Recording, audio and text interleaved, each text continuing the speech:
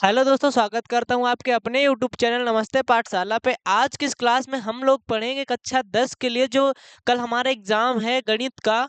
उसमें महत्वपूर्ण एकदम इम्पोर्टेंट पढ़ेंगे, इम्पोर्टेंट क्वेश्चन जो आपके कल उनके 100% चांसेस हैं, बोले तो 99.99% चांसेस हैं कि वो आपके बोर्ड एग्जाम में जरूर से जरूर आएंगे। तो चलिए अपनी क्लास शुरू करते हैं, चलते हैं क्वेश्चन पे। मैं क्वेश्चन बता रहा हूँ, आप उनके सोल्यूशन देख लीजिएगा। ठीक, आप उनके सोल्यूशन देख लीजिएगा, समझ लीजिएगा। चलिए मैं आपको बता दे रहा हूँ क्वेश्चन क्या है। पहला क्वेश्चन है दिए गए चित्र में, चित्र इसमें बनाना पड़ेगा। क्या है चित्र? ये कैप्सूल का चित्र है। ठीक, ये आपकी कैप्सूल है, ये आपकी कैप्सूल है। ये आपका क्या दिया हुआ है? दिए गए चित्र में कैप्सूल एक बेलन की आकार का है जिसके दोनों तरफ अर्धगोलाकार, ये अर्धगोलाकार लगे हुए हैं। पूरे कैप्सूल की लंबाई ये आपकी कितनी है? 14। ये है आपकी 14 मिलीमीटर। ये आपकी 14 मिलीमीटर और ये है आपकी 5 मिलीमीटर। कितनी? 5 मिलीमीटर। ठीक, उसका उसका व्यास 5 मिलीमीटर है। उसका पृष्ठीय, इसका पृष्ठीय क्षेत्रफल ज्ञात करना है। क्या ज्ञात करना है? इसका कर्व्ड सरफेस एरिया CSA, इसका CSA इसका ज्ञात करना है। ठीक, अगले पे चलते हैं। अगला क्वेश्चन है ऊंचाई। ऊंचाई 220 सेंटीमीटर आधार और आधार व्यास 24 सेंटीमीटर वाले एक बेलन की जिसकी ऊंचाई 60 सेंटीमीटर और त्रिज्या 8 सेंटीमीटर वाला एक बेलन आरोपित है। इसे खम लोहे का एक खंभा बना है। इस स्तंभ का द्रव्यमान ज्ञात कीजिए, जबकि 1 सेंटीमीटर लोहे का द्रव्यमान लगभग 8 ग्राम है। ये जो आपका 1 सेंटीमीटर लोहा है, 1 सेंटीमीटर लोहे का द्रव्यमान कितना है? कितना? 8 ग्राम है, जिसमें आपको पाई का यूज करना है। क्या पाई का यूज करना है? 3.14। ठीक, ये क्वेश्चन आप देख लीजिएगा। अगले पे चलते हैं। अगला तीसरा क्वेश्चन है एक नाव एक पुल की ओर आ रही है। एक नाव है जो आपकी एक ये पुल है, ये नाव है। जो आपका नाव है वो आपकी पुल की तरफ आ रही है, तो उसका क्या? उन्नयन कोण। ये नाव है, ये आपका पुल है, ये इसकी तरफ आ रही है, तो ये पुल का उन्नयन कोण आपका ये जो बना है उन्नयन कोण नाव। एक मिनट। नाव के उसी चाल से 4 मिनट चलने के पश्चात का उन्नयन कोण 60 हो जाता है। जो आपका पहले 30 जो पहले आपका 30 था वो आपका 60 हो जाता है।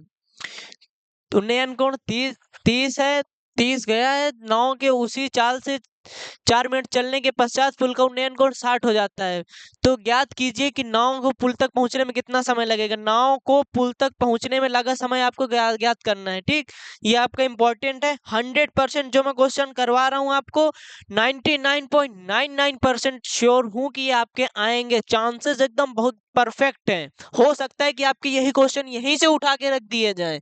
ठीक, अगले पे चलते हैं। चौथा है एक मकान के आधार से एक मीनार की चोटी का उन्नयन कोण 60 डिग्री है। मकान के शीर्ष से उसी मीनार की चोटी का उन्नयन कोण कितना है? 45 डिग्री है। यदि मकान और मीनार के बीच की दूरी 30 मीटर है, तो मकान और मीनार की ऊंचाई ज्ञात कीजिए। क्या? मकान और मीनार की ऊंचाई ज्ञात करनी है। ठीक, ये क्वेश्चन आप देख लीजिएगा, ऐसे बनेगा आपका। कुछ ऐसे ही करके आपका फिगर बनेगा। अगला देखते हैं पांचवा। यदि अल्फा और बीटा बहुपद बहुपद x square minus p x plus 1 plus c के शून्यक हैं, तो जो इस प्रकार है अल्फा प्लस 1 और बीटा प्लस 1 बराबर 0 है, तो आपका क्या? सी का मान ज्ञात करना है। यदि अल्फा प्लस 1 और अल्फा प्लस 1 मल्टीप्लाई आपका अल्फा प्लस 1 मल्टीप्लाई बीटा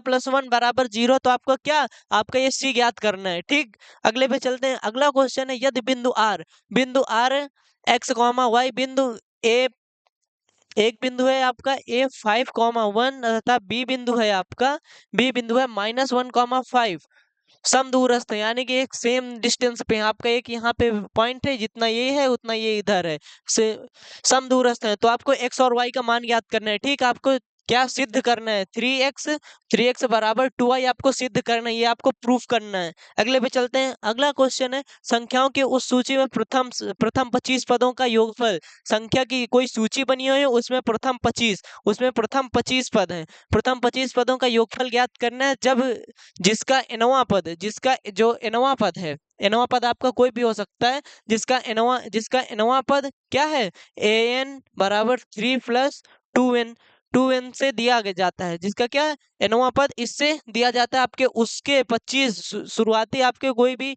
वो बनी हुई सूची, उसके शुरुआती 25 पदों का योगफल ज्ञात करना है। ठीक, अगले पे चलते हैं। 8वां है, जमीन पर खड़ी मीनार की छाया स्थित में 40 मीटर अधिक लंबी हो जाती है जब सूर्य का उन्नयन कोण 60 डिग्री से घटकर 30 डिग्री हो जाता है। जब सूर्य का उन्नयन कोण 60 डिग्री से 30 डिग्री हो जाता है तो क्या होता है, उसकी छाया की स्थिति में 40 मीटर लंबी हो जाती है, उसकी छाया की 40 मीटर लंबी हो जाती है। अर्थात छाया के एक सिरे से मीनार की शिखर का उन्नयन कोण 60 डिग्री और छाया की लंबाई है 60 डिग्री और छाया की लंबाई है, जबकि उन्नयन कोण 30 डिग्री है। मीनार की ऊंचाई ज्ञात करना है। क्या ये मीनार वाला आपका 100% है, क्योंकि आपका कोई भी करके मीनार वाला आ सकता है। मीनार करके आपका कोई भी क्वेश्चन आएगा आपके सेम ऐसे ही आएगा, आपको उन्नयन और नमन कोण करके पूछेगा। मीनार वाला क्वेश्चन है ये आपका 100% गारंटी से आपका एक इससे क्वेश्चन आएगा।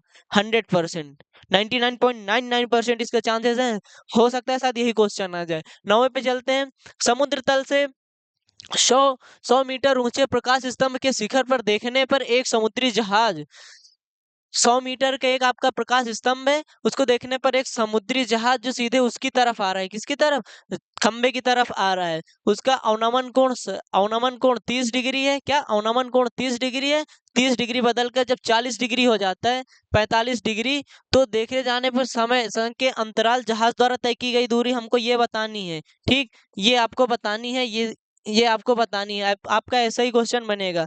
ठीक, अगले पे चलते हैं। 10वां क्वेश्चन है, एक मंदिर तथा उस पर लगा पताका दंड, यानी पताका दंड जिसको हम झंडा बोलते हैं। मंदिर ये मंदिर है, मंदिर के ऊपर ये झंडा लगा हुआ है।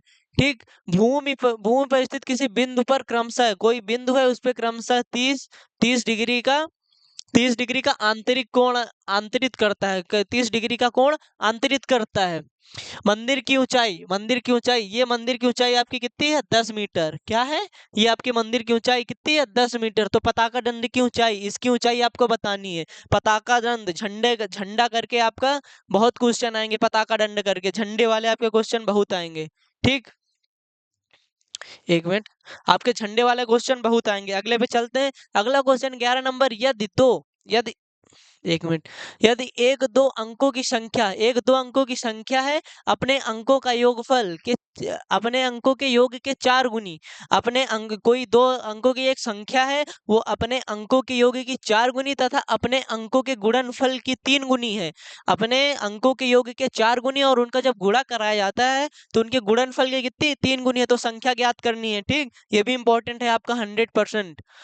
दो संख्याओं का लासा मासा का योग कितना दिया हुआ है, 7380 और उनके लासा मासा का अंतर कितना दिया हुआ है, उनका लासा और मासा कितना अधिक है, 7340 आपका अधिक है। 7340 आपका अधिक है, तो संख्याओं का गुणनफल ज्ञात करना है। संख्या ज्ञात करनी है, फिर उनका गुणनफल ज्ञात करना है।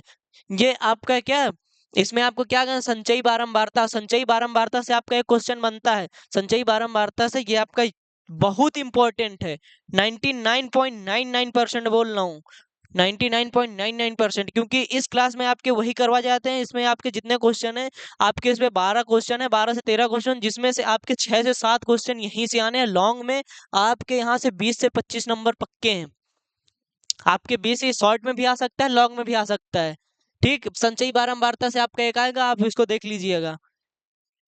13 क्वेश्चन आपके यहाँ से हो गए हैं। 13 क्वेश्चन में से आपके 5 से 6 क्वेश्चन आपके आने ही आने हैं, 5 से 6 क्वेश्चन आपके आने ही आने हैं।